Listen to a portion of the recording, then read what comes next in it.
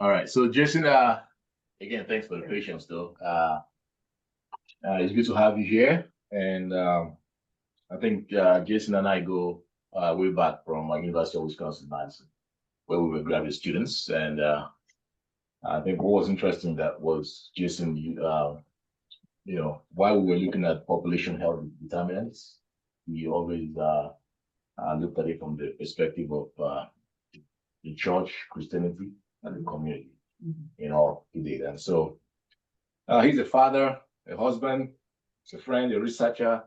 But again, you can always see that Christian stuff in what he does. So it was interesting when we finished. I recall when he moved out of Madison, we helped him move. His kids were 5 or so, and now in high school. So that's a surprise. He was part of my group's team when we had a wedding celebration here in Dallas.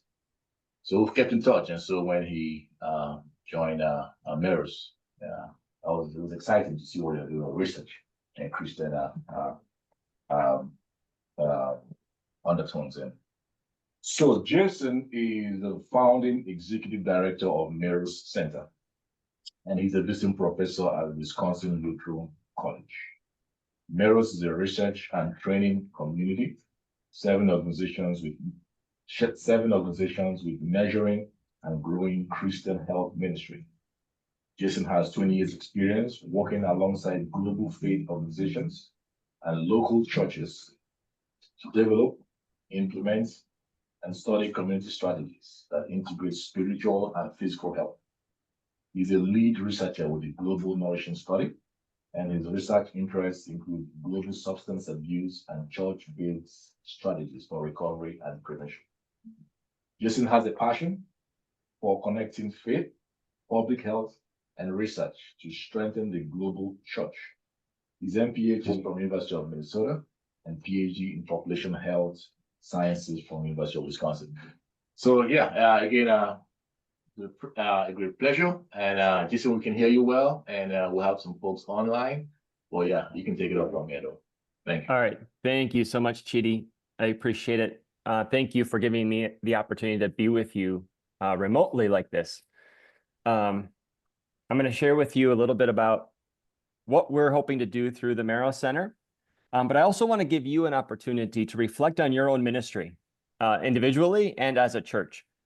So if you don't have a pen and a paper handy, if you can find one, that would be helpful. Not necessarily you can take notes somewhere else or just kind of think about it in your mind. But I'm going to give you a couple of reflection questions as we move throughout the presentation, because I don't want this just to be about me and Meros Center. I want this to also give you an opportunity to reflect on your ministry and maybe come up with some new ideas, or maybe identify some existing barriers that exist for you in terms of how you build relationships in your community.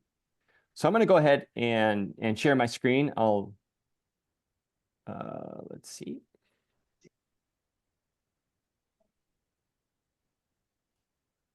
If for any reason that's not coming through, let me know. Or if slides are not advancing, also please let me know. So we're going to go ahead. All right. So what I titled my presentation is Unveiling Truths, the Sacred Role of Research in Ministry. And I did it that way because we're not discovering anything that is not already there for us to be known. God's design, his presence, his work in the world is just there for us to discover. And that's the real joy and the opportunity that we get to have in terms of living in this world, living in community, and really understanding and seeing how God designed us to reflect his glory and ultimately his love to others through Christ. So that's why I named it this. And hopefully that comes through. So here's my family. I always like to just share a little bit about me, as Chidi had already done. My wife is Amanda. She is a worship director currently. Her previous training is as a registered dietitian. So even within our family, we kind of have this perspective, and we have some really neat conversations about health and well-being. My 2 kids, Ezra is 16 and Liliana is 14. They are both in high school. So we're in that phase of life where we get to watch them in sports. We get to watch them grow and think about what comes next for their life. We live in Phoenix, Arizona. We both grew up in the Midwest. As Chidi said, went to school in Wisconsin, did my public health degree at Minnesota. Then we went and lived in Zambia for 6 years.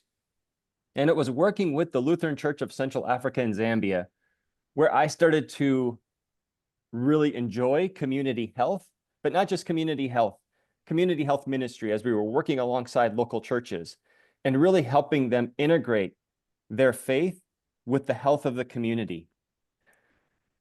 After about my 4th and 5th year there, I also discovered that we were all just kind of, the organizations that I was working with and we were partnering with in Lusaka and in Zambia, we were all just kind of trying things out, trying and experimenting, which was fun.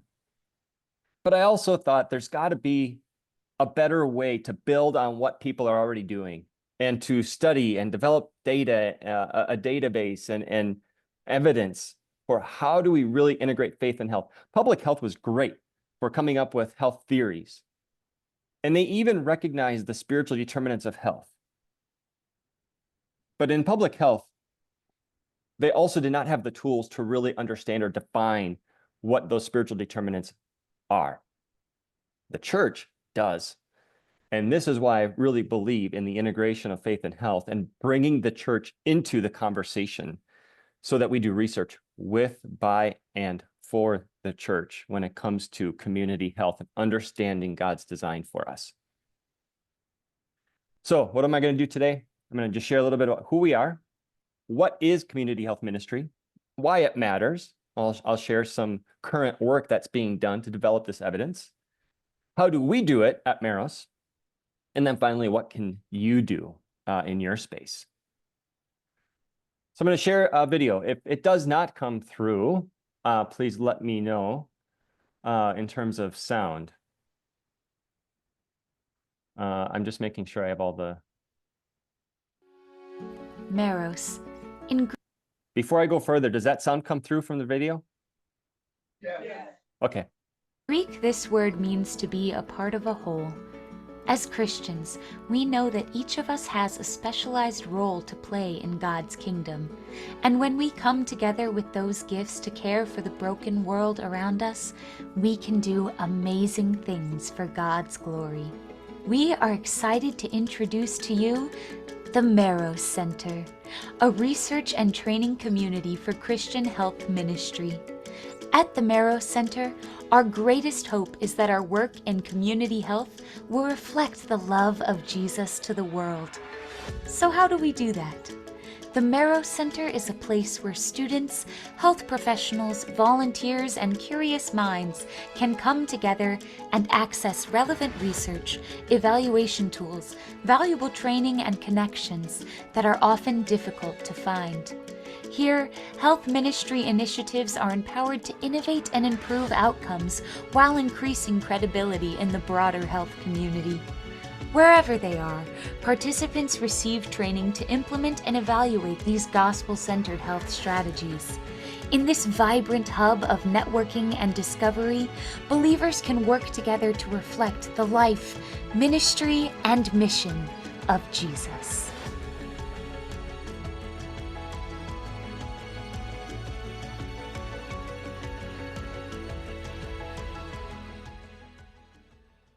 All right. So move on from that.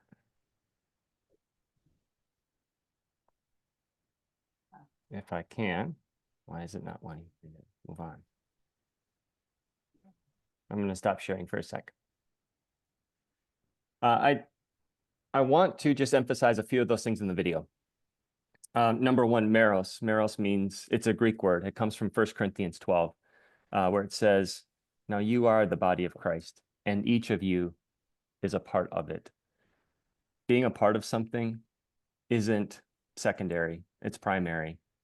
Without all the parts coming together, you don't have the body. And that's really a focus for us, is when we do research, it's not just about the researcher coming in and extracting information. The research is the process for us. Building relationships from the very beginning, bringing in the community, church leaders, volunteers, students, health professionals, practitioners, so that we're understanding the question correctly in order to develop the methods. So that if you heard the word in that video, credibility, so that we can grow credibility in the greater world around us. I think we all see it, we all feel it in terms of how can we amplify the voice of the church? How can we amplify the voice of Christian organizations working in community ministry? And I think we have an opportunity to do that. We can leverage the research process and the methods in order to build credibility, but also capacity. I believe that when we really grow in our research skills, we learn how to ask better questions. We learn how to investigate the existing information and data that's out there and use it appropriately. And we also get to gather our own in terms of what's happening in our own local community. And there are different ways to do that, qualitatively, quantitatively. And so just thinking through that, how do we build credibility and capacity within our existing ministries and churches? Not just, we do work with churches in the United States, but globally. And we do that because we believe that there's a revival, there's a growth. In fact, the Christian church has switched from the global north to the global south. And we know that there's significant growth in the global south, and there are things we can learn in terms of how churches are growing, what kind of ministry, what kind of community engagement practices are happening, so that we actually inform our practices back here in North America. All right, so let me try and share this again. I'm just going to try and move on. All right. Thanks for your patience here.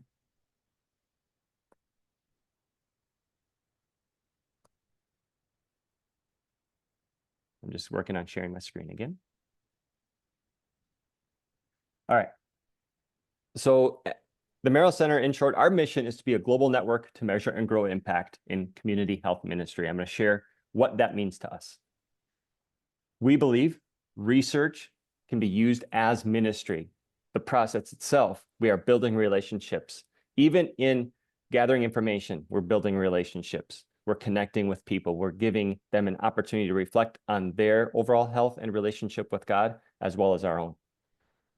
We are a joint venture, which means we were started by two existing organizations. Those organizations are Kingdom Workers, based out of Wisconsin, and Wisconsin Lutheran College, also based out of Wisconsin in the Milwaukee area.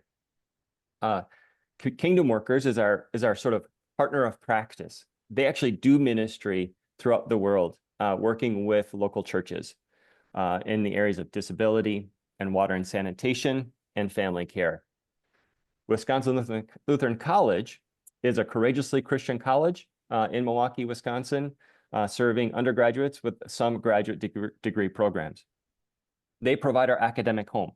In everything we do, we want to move toward publication and dissemination so that we can increase that credibility. Like I said, we're not just a consulting company or organization that goes and helps organizations evaluate.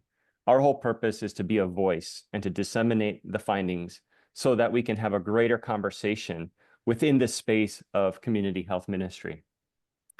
A guiding verse for us is 1 Peter 4, verse 10. Each of you should use whatever gift you have received to serve others as faithful stewards of God's grace in its various forms.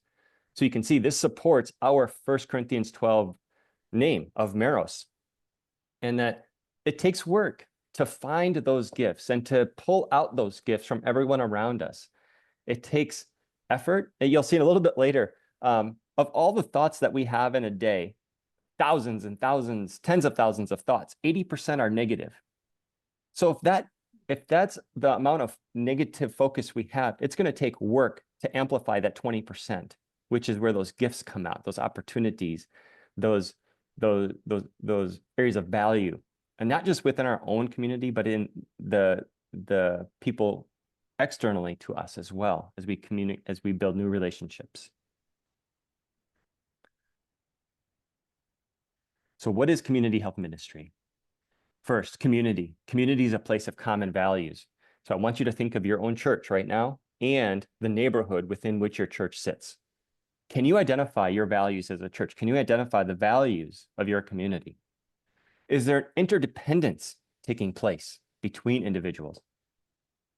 You see it as a place of working, eating, playing, sleeping, living, and dying throughout this whole life course. There's a physical part of it. There's also a virtual part of it now that is often difficult to really grasp, but I think it's important to recognize. Community health. So what is health? We know it's more than just physical. We know it's more than just the absence of disease. It does include our spiritual beliefs and our values that inform our behaviors. It is mental and emotional, it's social, and it's all centered on these four key relationships that all of us have: our relationship with God, our relationship of self, with others, and with the creation and the created world around us in terms of how we use our land, how we use our resources for the glory of God and to love others. So you see these components all coming around the four relationships. This is how we define health. It also informs how we define poverty, because if poverty, really at the core of poverty is these broken relationships: broken relationship with God, broken relationship with self, broken relationship with others and creation. How we define poverty then informs the solution to which we move toward. So it's important to kind of, yes, there's an economic component to poverty. Absolutely. There is a physical component. But if you move upstream, you will quickly identify these broken relationships as well. And then ministry. We have to get at our core purpose. Our core purpose is to love Christ and to have compassion for others, to serve others. So love God, love others, and serve them, not just serving for them and to them, but serving with them. That's a big difference in mindset as we serve with people, because it enforces the dignity that God has given to everyone. There's an extrinsic motivation to this. We want to reach people. But as I just mentioned, there's an intrinsic dignity that everyone has, not from the outside. Well, yes, from the outside, from God that has given them, but it's innate, it's there. It's not about showing value or meeting the expectations of others. And that's a real joy for us to know that and to walk with people in that. That ministry is a process and it involves people. You know, we often say that we don't use people to get work done. We use work to get people done. It's about process and people. There's no hidden agenda. So that's what we mean when we say community health ministry. It's putting all of these ideas together. So here's one thing to reflect on, right? What thoughts, after working through that, what thoughts might be hindering you or maybe your church from engaging new relationships in your ministry, right? We all have past experiences.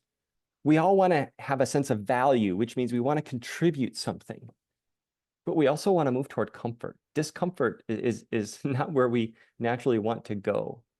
And yet some of these things, some of these new relationships can bring discomfort. So one thought you can do, maybe you can do this together, maybe at a different Bible study, but you can identify a group that you really want to connect with. So here's an example. You know, we really want to connect with high school boys. Now, what are some ideas we have about high school boys? Well, maybe they're curious. Yeah, so that's a positive attribute. And they love technology, which is also a positive attribute. Maybe we also see them as rude and maybe naughty at times. And that's a negative attribute. So those are ideas or thoughts that we have, but can we really substantiate them? How do we understand some of those ideas better versus having them just be from past experience? Is that the current lived reality today when it comes to high school boys? Or it could be single moms, for example, could be another group maybe you want to have an emerging relationship with. But let me pause there. Do people have a pen and paper to write with? Is this something that we can take 60 seconds and just have you think a little bit about this question? Yes. Yes. Yes. Okay, I'm going to set my timer. I just want to give you 60 seconds, and then after 60 seconds, I'm going to ask you for some of your thoughts.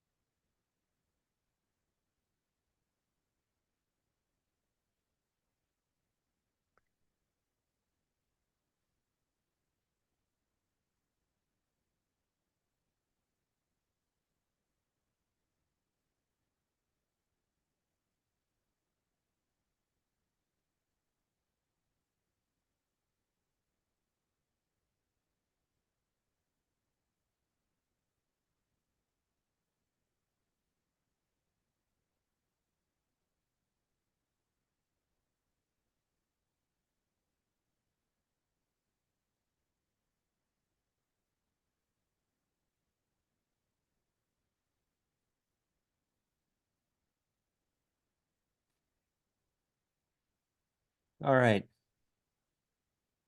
Anybody want to share something that God put on your heart, put on your mind in terms of a potential group, or thoughts about how you might connect with that group and understand them better or learn them better?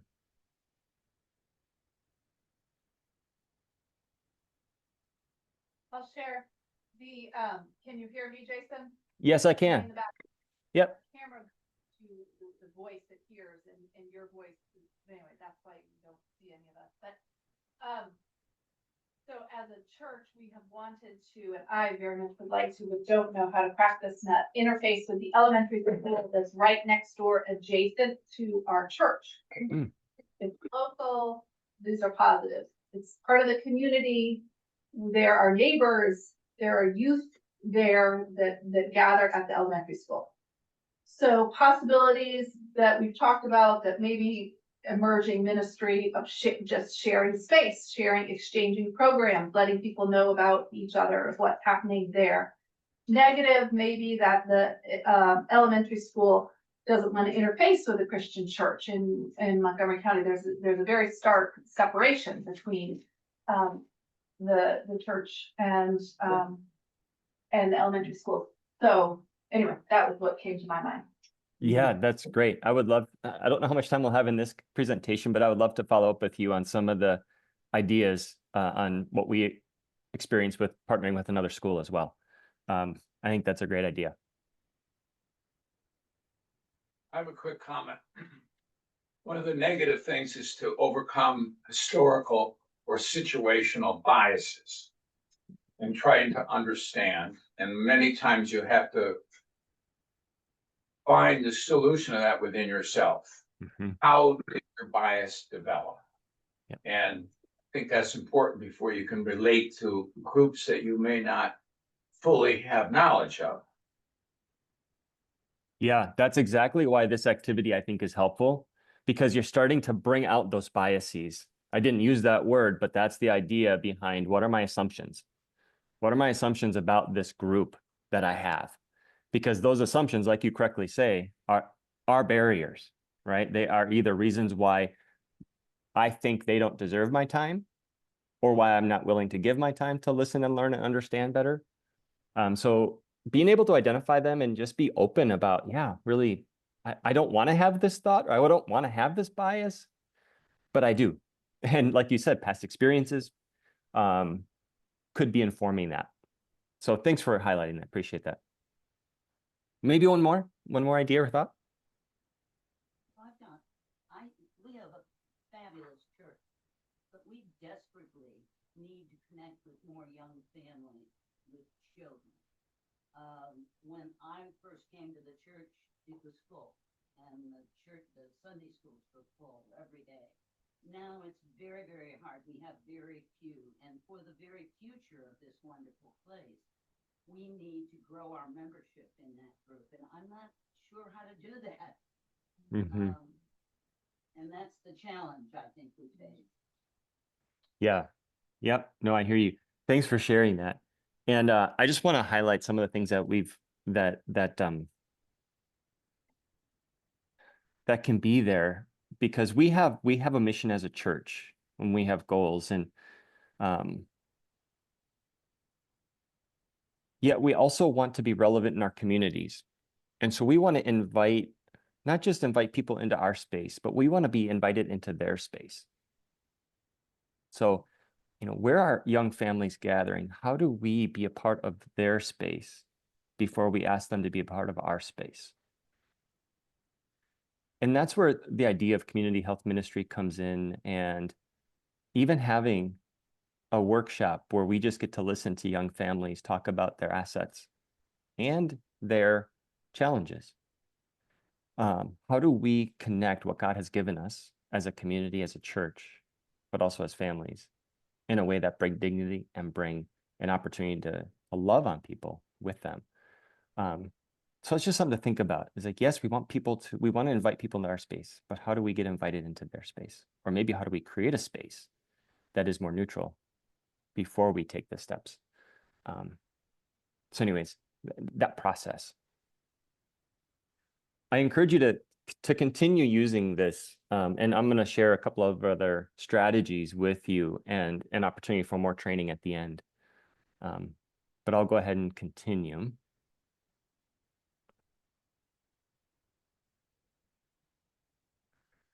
So I'm going to shift a little bit now. Why does this matter? Why do we really need to integrate faith and health? Yes, from a mission and ministry perspective, we get that, but there's actually some really good evidence out there that we need to be aware of and inform our practices. So we're all aware of the state of loneliness, the social isolation that is in our world.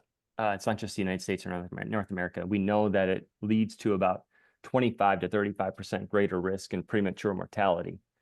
Now, the interesting thing is that there's other evidence that shows worship service attendance actually leads to a 25 to 30% reduction in premature mortality.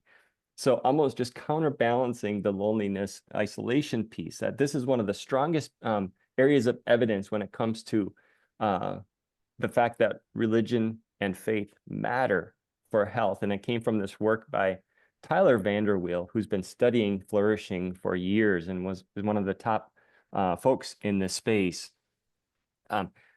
There's a large compendium called the Handbook for Religion and Health by Harold Koenig out of Duke. Research has actually been taking place since the 70s on prayer. Prayer is one of the first areas of research. There was a randomized controlled trial done on prayer and healing. And now the collective body of evidence around prayer is beneficial, but not as strong as some people would like. And there's, of course, it's just hard to really study prayer. However, there is clearly something that is different about a worship service experience versus just a community group or social club. And that's the area of curiosity and discovery that we get to engage in. There's leading from that work, there is now one of the largest studies happening in global flourishing. It's led by Baylor and Harvard. Tyler Vanderweel and Byron Johnson are the two lead directors. This is a longitudinal study. So we're going to follow people over 5 years, 200,000 over 20 countries. So we get to look at multicultural differences. We also get to look at change over time, which is where some of the strongest evidence can take place versus just cross-sectional studies. So the wave 1 of the Global Flourishing Study was just released, and we see some interesting findings that globally, life satisfaction used to be a U-shaped curve. So high among younger ages and high among older ages, but dropping in middle age. We're actually seeing that beginning life satisfaction drop in young ages. So we see a higher levels of depression, anxiety, and mental health among younger adults, which gets at to the point about young families and thinking about how do we connect with young families because they're not doing as well anymore as they were in the past. We also know that flourishing is contextual, that there are other things that matter for flourishing other than just an economic or GDP. And one related point is that there's a negative correlation, at least in wave 1 that we saw, between a sense of meaning for individuals and gross domestic product per capita.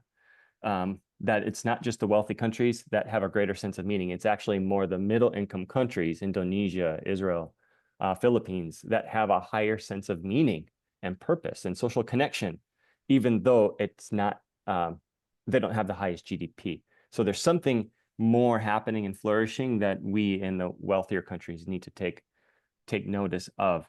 And another interesting point that gets to the Christian element of suffering is that the data show that adversity leads to growth, at least in some cases.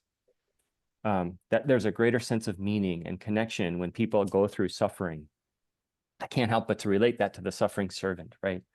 And the idea that as we suffer together with people, we actually build stronger community with them and within ourselves and with our relationship to God. There's an interdependence that happens versus when things are just comfortable. So it gets at what we measure, right? We don't always want to measure comfort or growth in economics or some of the things that we think and are associated with health. Maybe we do need to suffer how we manage and navigate suffering or tensions. not necessarily avoid them.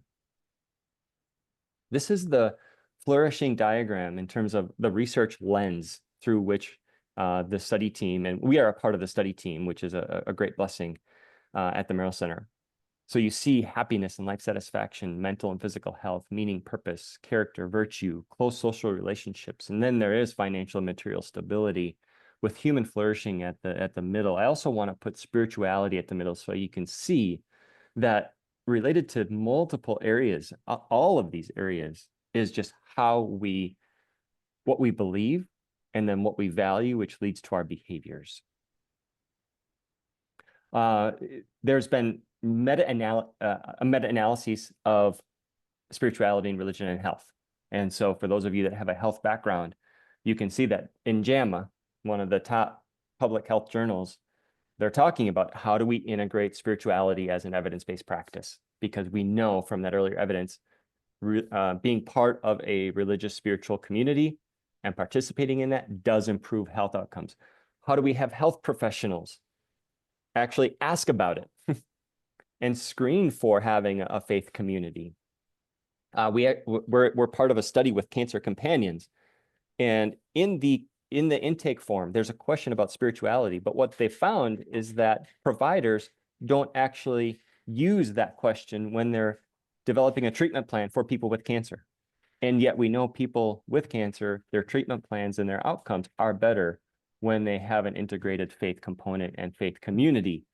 And so there's a place of advocacy for that. And how do we get providers to actually ask the question and just have a conversation with patients when they come from a health background?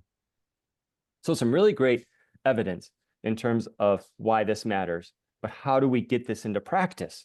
And that's the problem. We know among all the non-governmental organizations, almost 60% are faith-based. They have a faith tradition and a faith background. Yet we also know only a third of them have published findings. That means about 60 to 70% don't actually share what they're learning in the field. This is a problem because that leads to limited data and information on real world faith-based strategies, which the evidence is asking for, the existing evidence is asking for, and who best to provide that evidence but faith-based Christian organizations. So we need to increase and include the integration of faith in measuring health programs to test our assumptions, to tell a more accurate story, and just be better stewards of all that God has given us. That's the opportunity. That's where we get to step in. We get to use research to create objective spaces so that we can create and critique strategies for impactful ministry. Working with churches like yours, working with organizations on understanding how can we have creative conversations? What information do we want to gather and study from some of the key groups in our community that we want to learn about and learn with? What are ways to do that? In a study in 2021 that I did with a former student of mine, we found that in general, organizations, the majority of organizations are interested in doing research in this area, but they need time to collect data, they need funding to actually implement, and then they need to know how to design a study so that it is valid and it is credible. And we're not just looking at the extreme tails, right? Those that are really good or those that are doing really poorly in a particular program. Our vision at Meros is to be a global network of Christian ministries and researchers applying evidence and training to create new mission models that connect people to Jesus' love. And that includes Christian ministries and churches. So think of yourself as part of that. That, man, if there's something we want to learn more about in our community, let's have a conversation. We want to change the way mission work is done using data that is for, by, and with the global Christian community. As you think about your program, and I'm going to take a time to discuss this a little bit, what program information or data do you currently collect? Could be church-based data. I'm assuming you collect attendance. I'm assuming you collect participation in ministry programs. Maybe you collect data on community partners. But I'd love just a conversation about this and think about these questions. How do you use that data? How do you analyze it? What questions are you trying to answer with it? Who has access to it? And how do you share findings? I have this diagram up to be a bit of a challenge for you as you think about your church in a community that is also related to other health partners like clinics. So we see this church, community, clinic triangle or pyramid. And I believe that this integration is really important for a thriving community. All these referrals taking place because individuals are interacting with each of them, right? So does your data kind of reflect this type of model? All right, I'm going to stop sharing my screen and would just love your thoughts. And Chidi, I'll ask for some facilitation on your end. So what information or data do you currently collect and how do you use it? And is there some data that you wish you were collecting but aren't?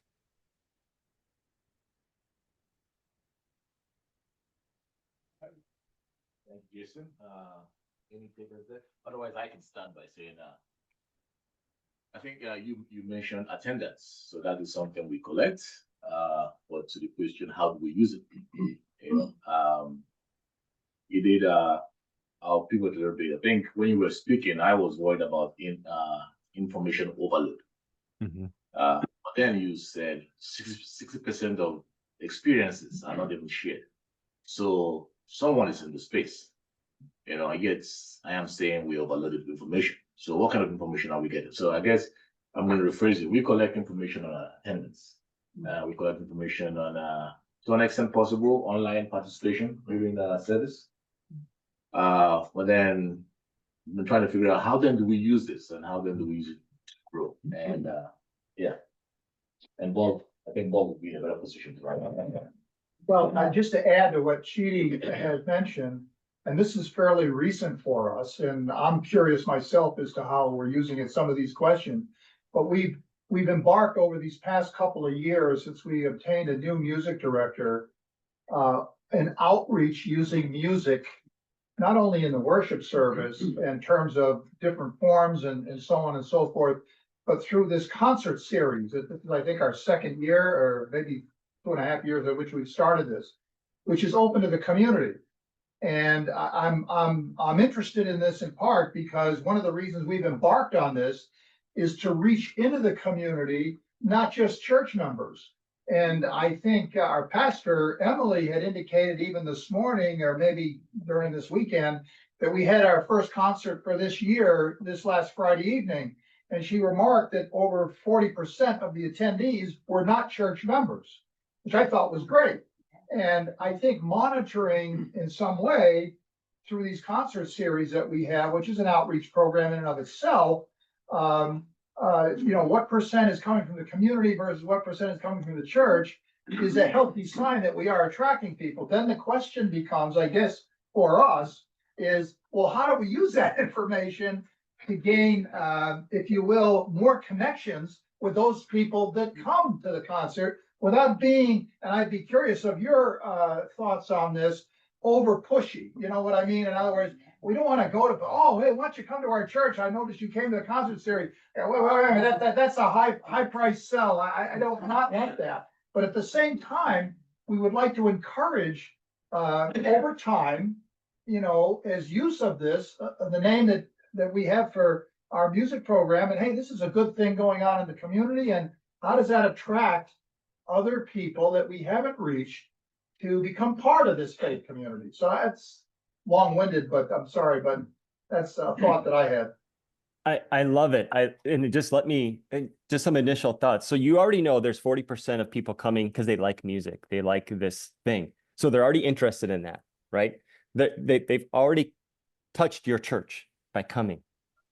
Just imagine if you were able to say, hey, we want to invite 15 of you to a workshop to explore what other music interests you have, right?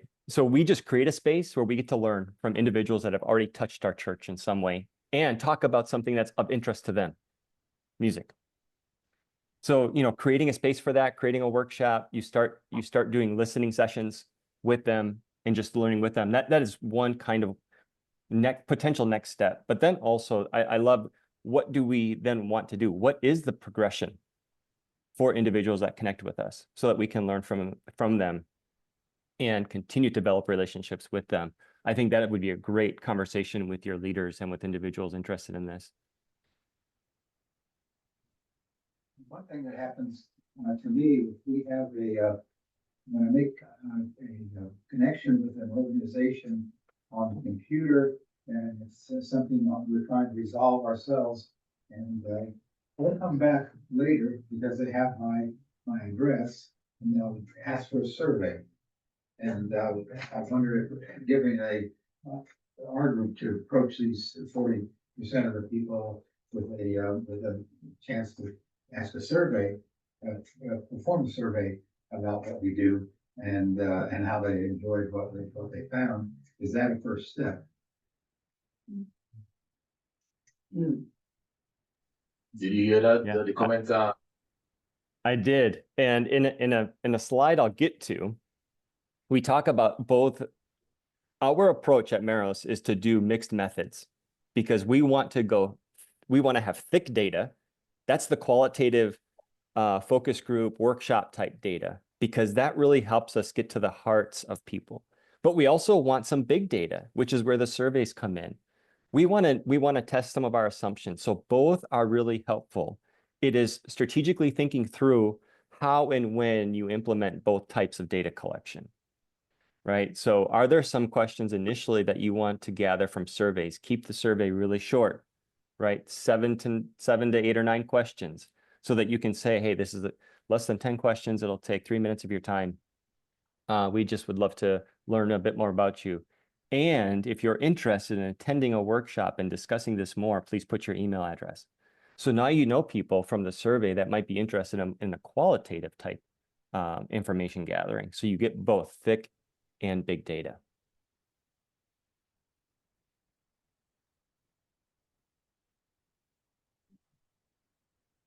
Love it.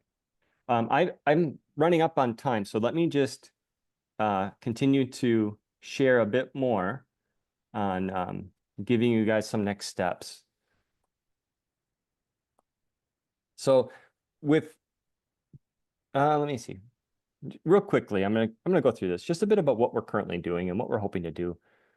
We want to develop regional networks in Africa and Asia and Latin America and North America, where we have our main Meros global headquarters. So that's a given. But this is our partner in Uganda. It's Uganda Christian University. In every place where we do research, we connect with an academic partner and we connect with a community-based partner, an organization. Both are really important for us so that we do research that is credible within the region and within the country we're working. So this is Uganda Christian University and our team visiting them and working with Save the Mothers there, which is an organization working in the area of maternal and child health. So you see us working with practitioners, Ugandan researchers, and then our regional network director, Jennifer Hatzfeld. So just gives you an idea that this is not your typical academic research. This is really different. And this is a list of the projects that we have just within the African context. So you see alcohol and drug use among college students, faith-based life skills in youth. And this was actually on one of the school projects I was referring to earlier, where we actually connected with the school. We had youth participate in a participatory learning activity, and they themselves created a sexual education program with a Christian worldview, which was a really cool project, but something to learn on with potentially the school, not in sexual health maybe, but some other area of engaging those students in that school. Social, cultural, and spiritual motivations for substance use in Mozambique. So you can see the multicultural nature of understanding mental health and substance use as one of our core areas. Same thing in Zambia, Malawi, mental health among youth. Church-based counseling program in both countries. And we're working with chaplain staff at Kajabe Mission Hospital in Kenya and how they carry out spiritual care. And then rural menstruation. And that's a pilot project in Nigeria. And then perceptions of Christian-based sexual health for young people in Uganda. So just an overview of our projects, which reflect our 3 core areas: development, disabilities, and belonging, dementia and caregiving, and young adult mental health. These are some of the areas we see as emerging opportunities for the church to engage communities. It's some real interesting research on each of them. So disability ministry, we know that people with kids with disabilities are highly excluded and marginalized, not just from the population, but also from churches. In Texas, there was a study done, about 30% of families with a child or family member with a disability felt excluded from church. Some direct, some more indirect.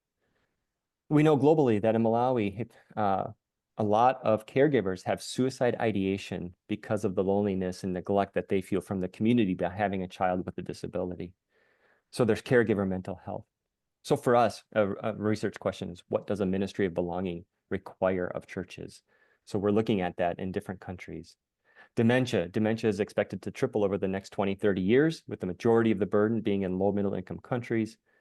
There's evidence that shows recalling memories of worship has shown to increase the number and length of good days.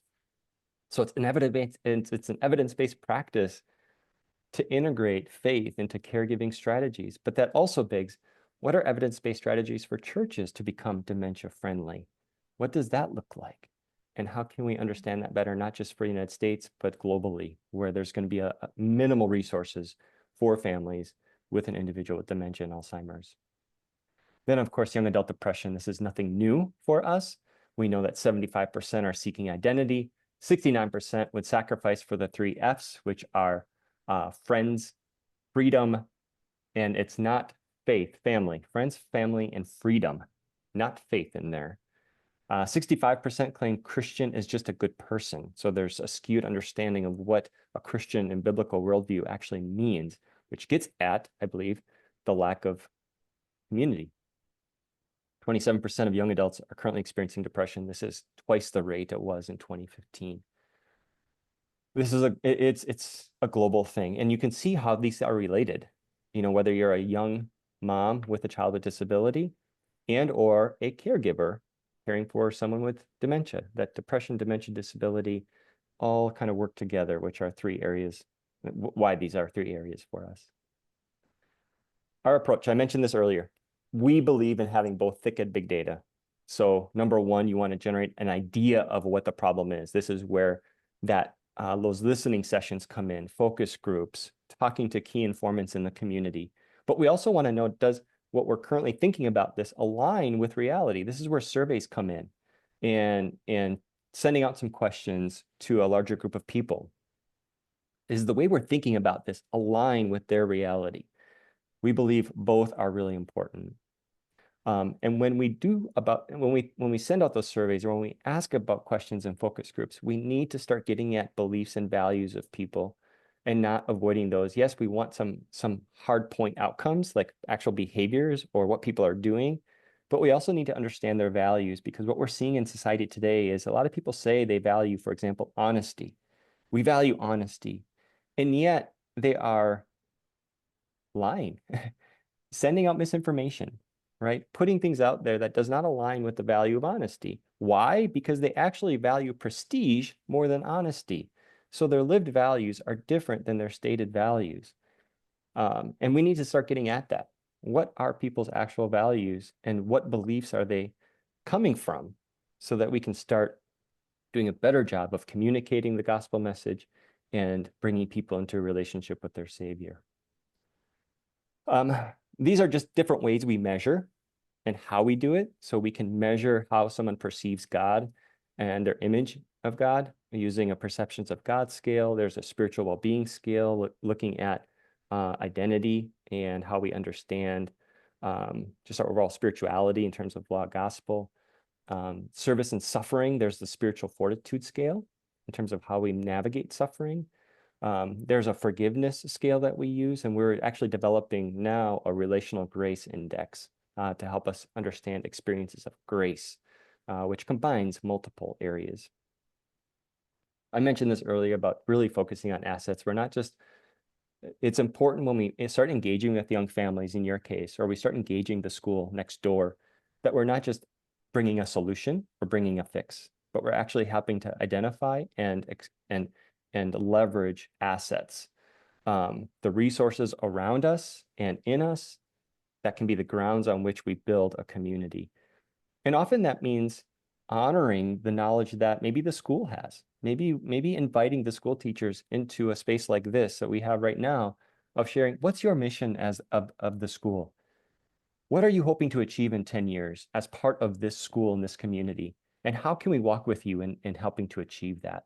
So understanding their mission as much as you moving toward yours might be a way to just start a dialogue with some of the school leaders, understanding what their assets are.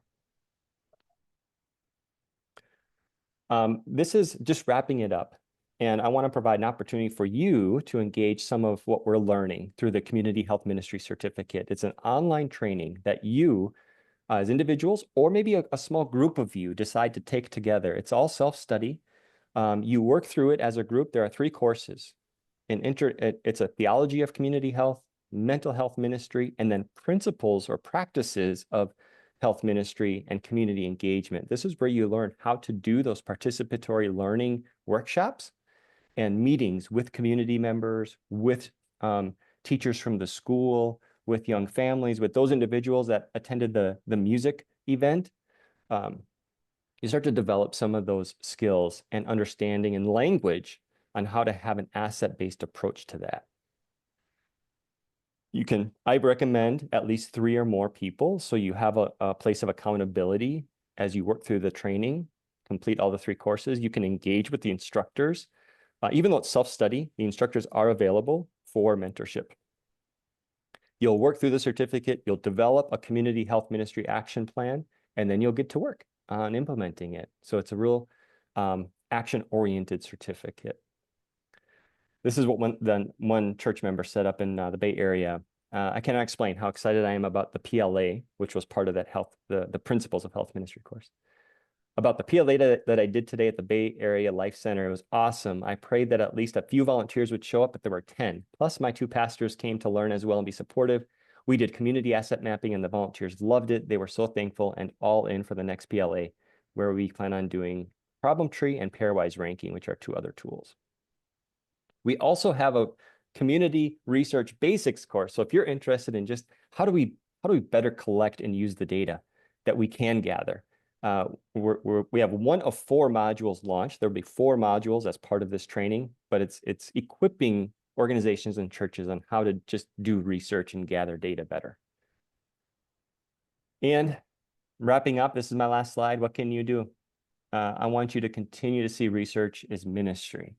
I want you to continue to be curious about your community and learn community engagement strategies through our certificate training, if that is the right course for you.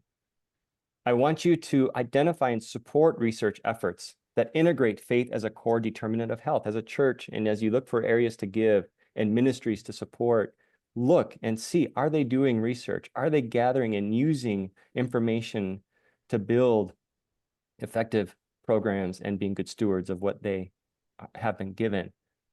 And then I want you to pray for the growth of disability, dementia, depression-friendly churches throughout the world.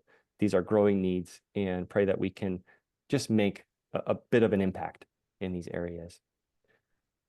That is it.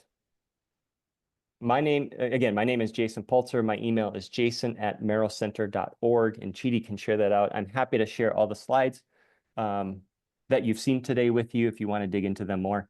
And would happy to continue the conversation and have a few minutes for questions if you have them. Yeah, Jason, huge thank you, and apologies that our cameras keep trying to pick you up, so that's why it's facing the wall. So don't think we are not here. So huge thank you again to our assembly and the Christian education team members, Rob and Marian Brudo. When we talked, I reached out to them to figure this out, and I think Bob has a question comment. Yeah, I have a question for you. You covered this earlier on in your presentation, but I've always been curious from a faith perspective about why the church and the faith community seem to be growing more rapidly, and I'll use the term low GDP countries. per capita, as you covered this a little bit initially. So like in Africa, for example, I've seen a lot of church growth. In China, to some extent. So countries that have poor populations that are undergoing, let's say, life's tragedies maybe, or feeling not as comfortable as like we in the US, for example, or Europe. But the richer countries seem to be falling away. Yet what you describe, and I'm curious to your statistics on this side, what you described, which I also find to be true, is some of these richer companies where everything is going great. So why do I need faith kind of a thing? They seem to be having poor health outcomes when it comes to, for example, the loneliness and the isolationist that people are feeling, even though there's people all around them. And so the question comes, it's kind of a broad question, is okay, there seems to be maybe different, maybe in some cases common, but different approaches that one has to take. And let's say some of the discussion you had in Africa where the people, I think, seem more receptive. I may not have that right to the message and the faith, health, community approach versus in the US where a large volume of people say, hey, life is pretty good in general, although I'm not feeling too good about loneliness and isolation and so on, but I'm not sure why I need the church, if you get my meaning. Yep. That seems to me to present some interesting challenges for our faith community in terms of outreach. Yeah, I don't know if I have anything to add to your comment and question. I think you described it well in terms of what we do know already. I will emphasize that part of suffering. I do think suffering has a role in terms of how we not only connect with our God, but how we connect with each other. That when we go through suffering alone, it does lead to despair. When we go through suffering together, it leads to growth and hope. Those are two very different pathways. And I think in some countries where they're going through suffering together, it's moving toward hope, which is moving toward a growth in the church. When we go through suffering alone, it goes through despair and loneliness. So, how do we as a church navigate that? How do we embrace suffering? What's our theology of suffering? Do we talk about a theology of suffering in the church? It's there, and we do talk about it, but maybe it's a place to emphasize. And yes, we want to help improve the overall livelihoods of people.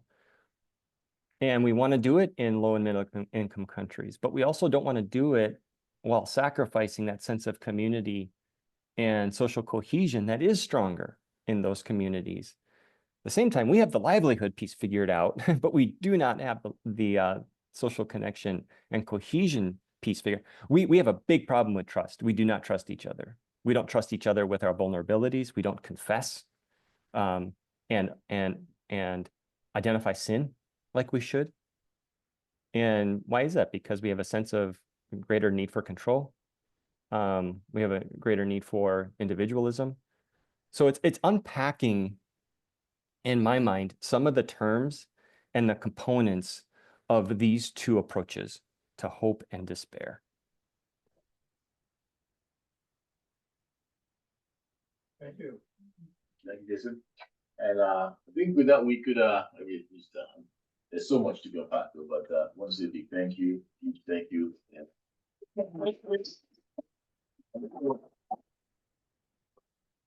Thank you. This was great. I appreciate the interaction and the comments, and really do. If there's an opportunity to follow up with any of your ideas that were generated from this conversation, you want to dig into them more, please let me know. I'd be happy to meet again. Thank you. Thank you, Jason. Thank you. Appreciate it. Yeah. All right, Jason. We have no adult ed in the formal sense, but we're having the committees gathering. So join a committee and you next week. Yeah. All right, Jason, thank you so much.